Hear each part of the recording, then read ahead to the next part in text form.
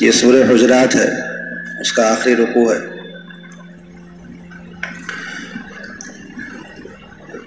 مسلمانوں کے آپس میں ایک دوسرے پر کچھ حقوق ہیں۔ اس میں یہ مضمون آیا تھا کہ مسلمان آپس میں بھائی بھائی ہیں، تو جب کبھی کسی مسلمان کے معاملے میں کوئی بگاڑ دیکھو، دو لوگ آپس میں ایک دوسرے سے الجھے ہوئے ہیں، تو ان کے درمیان صلح کرا دیا کرو، اصلاح کرا دیا کرو، جو فساد کی اور لڑائی کی وجہ ہے وہ دور کرا کر کے ان کے معاملات کو درست کرا دیا کرو۔ یہی کامیابی کی بنیاد ہے۔ جب مسلمان آپس میں ایک دوسرے سے الجھے رہیں گے تو کامیاب کیسے ہوں گے؟ اگر کسی گھر کے لوگ ماں باپ، بھائی بہن، بیٹی بیٹے آپس ہی میں ایک دوسرے سے لڑتے رہ جائیں تو اس گھر کے لوگ اپنی ترقی کے لیے اور اپنی فلاح و بہبود کے لیے کب ان کو موقع ملے گا؟ صحابہ کرام رضوان اللہ علیہم اجمعین کے اندر خاص بات یہ تھی کہ یہ سب حضرات نبی کریم صلی اللہ علیہ وسلم کو اپنا سرپرست مان کر کے، اپنا بڑا مان کر کے، اور آپ کے تابع اس طرح ہو گئے کہ اپنے سارے مسئلوں کو وہی لے جا کر کے پیش کرنے لگے۔ کوئی بھی بات پیش آتی تھی، بس دو لوگوں کے درمیان کوئی معاملہ ہوا، فوراً پہنچ گئے اور جو آپ نے کہہ دیا مان گئے۔ اتباع تھی، اطاعت تھی۔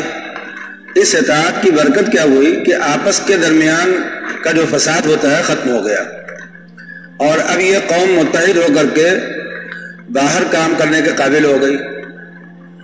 تو جو قوم ایسی ہو، جو جماعت ایسی ہو کہ آپس ہی میں لڑتی رہتی ہو، اس جماعت سے کسی طرح کے خیر کی کوئی امید نہیں کی جا سکتی، کسی طرح کی بھلائی اس سے نہیں وجود میں آ سکتی۔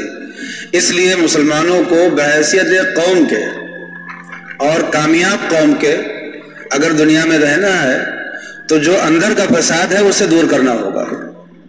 اندر کا فساد، اندر کے فساد میں سے کیا کیا چیزیں ہیں؟ ان میں سے ایک چیز ہے کہ جس کا تذکرہ اس سے پہلے آ چکا ہے کہ کسی کو کوئی طعنہ مارے، کوئی کسی کا مذاق اڑائے، کوئی کسی کو برے لقب سے پکارے، یہ سب اندر کا فساد ہے۔ اس لیے کہ ان سب سے دل ایک دوسرے سے ٹوٹتے ہیں۔ گناہ جو پڑتا ہے وہ تو ہے ہی، لیکن ایک دوسرے کا دل ایک دوسرے سے ٹوٹ جاتا ہے۔ تحقیر جب کوئی کسی کی کرے گا، اپنے کو بڑھیا سمجھے گا، دوسروں کو گھٹیا سمجھے گا، تو یہی دو جماعت ہو گئی، یہی دو جماعت بن گئی۔ مسلمانوں کو تو پوری جماعت ایک ہے، جو ان میں کے نیک لوگ ہیں وہ اور جو برے لوگ ہیں وہ دونوں ایک ہیں۔ ان کا جو ہماری قوم کے ایسے لوگ ہیں جن سے گناہ ہو جاتا ہے، برے ہیں، وہ بھی ہمارا ہی حصہ ہے۔ یہ ایسا ہی ہے جیسے ہمارا ہی کوئی جز یا کوئی عضو گناہ کر رہا ہے۔ اگر ہم نے ان کو الگ کر دیا کہ تم الگ، ہم الگ، ہم بڑھیا، تم گھٹیا، ہم شاہ، تم چور، اگر یہ تقسیم ہم نے کی تو ہم نے خود ہی اپنی جماعت کو دو حصوں میں بانٹ دیا۔ ہر آدمی کا کبر الگ الگ ہے، ہر آدمی کا بڑھیا ہونے کا، ہم اس برادری کے ہیں اس لیے بڑھیا، تو تم اس برادری کے ہو اس لیے گھٹیا، یہی تقسیم ہو گئی۔ ہم اس شہر کے ہیں اس لیے بڑھیا، تم اس شہر کے ہو اس لیے گھٹیا، ہم اس شہر کے ہیں تم دیہات کے ہو، ہم اس ملک کے ہیں تم اس ملک کے ہو۔ یہ جو گھٹیا اور بڑھیا ہونے کا پیمانہ ہے یہ تو تقسیم کر رہا ہے نا لوگوں کو۔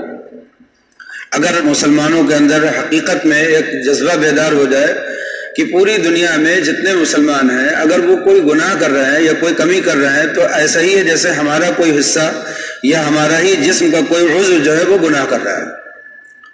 ان کے گناہ پر ہم اتنے ہی شرمندہ ہیں جتنا اپنے گناہ پر شرمندہ ہوتے ہیں، اور ان کی نیکی سے ہم اتنے ہی خوش ہیں جتنا ہم اپنی نیکی سے خوش ہوتے ہیں۔ یہ جذبہ جب ہوگا تب نہ ہوگا المؤمن کجسد واحد، حدیث شریف میں کہ مومن آپس میں ایک بدن کی طرح ہے۔ ان اشتکا بعضہ اشتکا بعضہ اشتکا کلو، کہ اگر اس جسم کے کسی ایک حصے میں کوئی بیماری پیدا ہو جائے تو وہ پورے جسم کی بیماری ہوتی ہے، پورے جسم کو تکلیف ہوتی ہے اس کی۔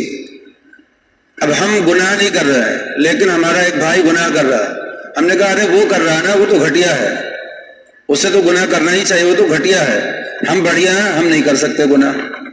یہ کیا ہے؟ یہ ایک مرض ہے، کبر کا مرض ہے کہ ہم الگ ہو جاتے ہیں، اپنے آپ کو الگ کر لیتے ہیں۔ حضرت عیسیٰ علیہ السلام کے واقعات میں شیخ سعدی نے لکھا ہے کہ حضرت عیسیٰ علیہ السلام کی خدمت میں جو لوگ نیک لوگ رہا کرتے تھے، ان کی جماعت کے لوگ سبھی اللہ والے تھے، سبھی کے چہروں سے نور ٹپکتا تھا، نیکی کا نور، گناہوں سے بچنے کا نور۔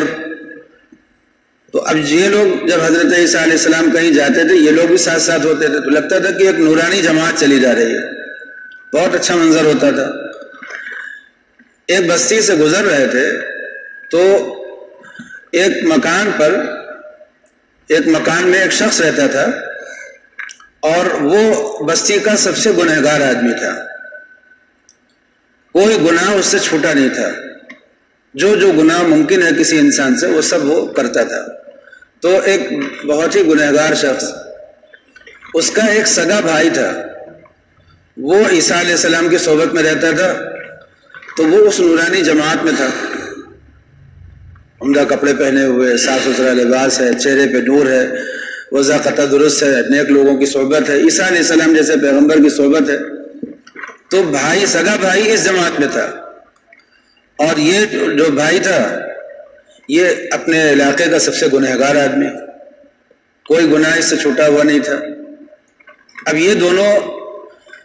ان دونوں کا آمنا سامنا ہو گیا، اس لیے کہ چھوٹا بھائی جو گنہگار تھا، یہ دروازے پر آ کر کے کھڑا ہوا، اس کی نظر پڑی کہ عیسیٰ علیہ السلام اپنی جماعت کے ساتھ جا رہے ہیں، اپنے بھائی پہ نظر پڑی کہ میرا بھائی بھی اس جماعت میں شامل ہے، تو اس کا دل خوش ہوا اپنے بھائی کو اس جماعت میں دیکھ کر کے، اور اپنی حالت پر رنج ہونے لگا کہ میں کتنا گھٹیا ہوں، کتنا برا ہوں کہ اس جماعت کے قریب بھی جانے کے قابل نہیں ہوں۔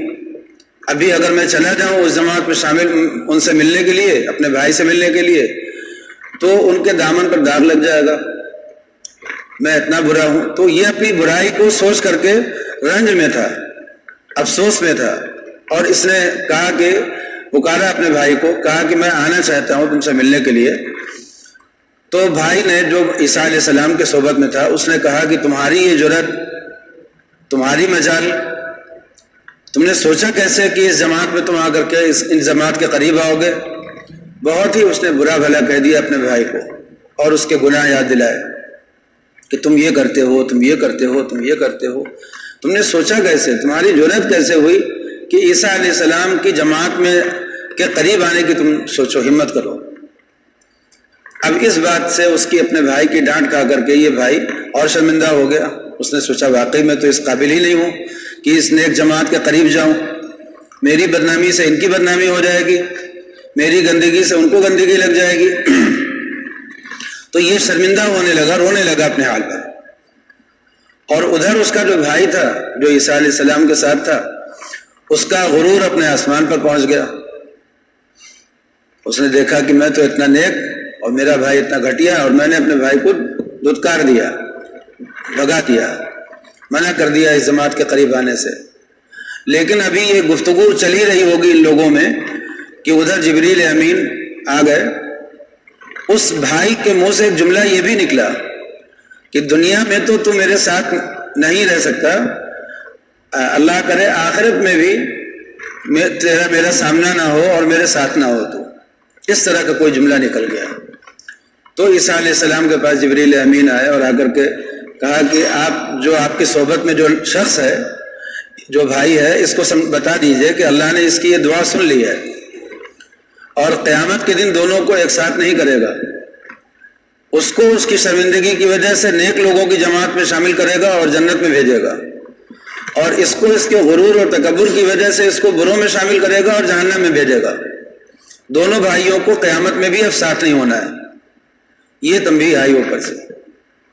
تو یہ بہت بڑی بیماری ہے کہ آدمی اپنے بچوں کی کمزوری اور گناہ سے، یا اپنے خاندان والوں کی کمزوری اور گناہ سے، یا اپنی قوم کی کمزوری اور گناہ سے اپنے آپ کو الگ کرے، یہ کہے کہ میرا دامن تو پاک ہے، میں تو اتنی نیکی کرتا ہوں، گنہگار تو تم لوگ ہو، یہ تم اور میں کیا ہے، یہ سب ایک قوم ہے۔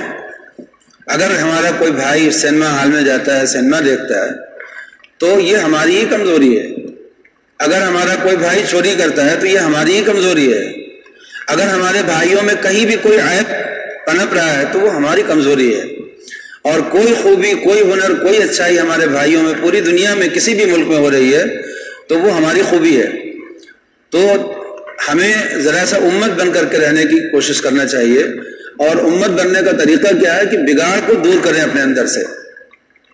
سب سے بڑا بگاڑ جو امت بننے سے روکتا ہے وہ ہے کبر، تکبر. کسی کو اپنے علم پر ناز ہے تو وہ کہتا ہے کہ میں عالم تم جاہل، تو وہ اس کبر میں مبتلا ہے اور اپنے آپ کو الگ کرتا ہے. کسی کو اپنے خاندان پر ناز ہے، کسی کو اپنے مال پر ناز ہے، کسی کو اپنے کسی بھی چیز پر ناز ہے، اپنے علاقے پر ناز ہے. تو بہت سی چیزیں ہیں جن پر لوگ ناز کرتے ہیں. ایک آدمی امیر ہے، اس کو اپنی امیری پر ناز ہے. ارے یہ سب تو غریب ہیں، کیڑے مکوڑے ہیں، تو وہ غریبوں کو الگ کر دیتا ہے اپنے سے. کسی مسلمان کو بھیک مانگتا ہوا دیکھتا ہے تو ان کو گھٹیا سمجھتا ہے اس کو، اور اپنے آپ کو بڑھیا سمجھتا ہے اس وقت میں کہ میں بڑھیا ہوں، وہ گھٹیا ہے، وہ بھیک مانگتا ہے، اس سے میرا کیا لینا دینا. اسی لیے آپ دیکھیں گے کہ بہت سے مسلمان اپنے آپ کو کبھی کبھی اسی غرور میں مبتلا ہو کر کے کسی ایسی جگہ پر جہاں پہ مسلمان کسی بھی کمی میں مبتلا ہوں، کسی کمزوری میں مبتلا ہوں، جیسے کسی غریب علاقے میں، اس علاقے میں گندگی بہت ہے، اس علاقے میں پچھڑے لوگ زیادہ ہیں، اس علاقے، تو وہاں آدمی جا کر کے اپنا دامن بچھاتا ہے، میرا ان سے کیا لینا دینا، میرا ان مسلمانوں سے کیا لینا دینا، میں تو ایسا، میں تو بھلا. یہ جو ایک بیماری ہوتی ہے کبر کی، کہ ہم اپنے غریبوں کو اور اپنے کمزوروں کو اور اپنے گنہگاروں کو اپنے ساتھ جوڑ نہیں سکتے، اپنی قوم کا حصہ نہیں مان سکتے. یہ والی کمزوری بہت بڑی کمزوری ہے، اور وہ کبھی بھی قوم کو قوم بنا کر کے، امت کو امت بنا کر کے نہیں پنپنے دے گی. تو جو بیماریاں جن کا تذکرہ ہو رہا ہے اس سورہ میں، یہ سورہ حجرات ہے، اس سبق کو بار بار پڑھنے کی ضرورت ہے. یہ جو ابھی درس ختم ہو جائے گا ایک آیت کا، لیکن بعد میں بھی قرآن پاک کی ان آیتوں پہ غور کیجئے کہ اللہ نے ہمیں کن کن باتوں کی ہدایت کی ہے. ان میں سے ایک یہ ہے کہ دیکھو کبھی بھی اپنے کسی مسلمان بھائی کو طعنہ مت مارنا، اس کے کسی گناہ پر اس کو شرمندہ مت کرنا، لوگوں کے سامنے کھلم کھلا اس کا تذکرہ مت کرنا. طعنہ مارو گے تو کیا ہوگا؟ اس کا دل ٹوٹے گا، وہ تم سے الگ ہو جائے گا. تو یہ تو تفریق کی بات ہو رہی ہے نا. حضرت حاجی امداد اللہ صاحب رحمۃ اللہ علیہ فرماتے تھے کہ تواضع کی جڑ ہے اتحاد، اتحاد کی جڑ ہے تواضع. فرماتے تھے کہ اگر امت میں اتحاد پیدا کرنا ہے تو سب لوگ اپنے آپ کو سب سے کمتر جاننے لگیں تو اتحاد پیدا ہو جائے گا. اور جب کوئی آدمی اپنی رائے لگانے لگے گا کہ نہیں میری رائے، میں فلاں، میں لگانا اسے شروع کیا، بس اتحاد ختم ہو جائے گا. چاہے وہ کمیٹی میں اتحاد ہو، چاہے محلے کا اتحاد ہو یا گھر کا اتحاد ہو.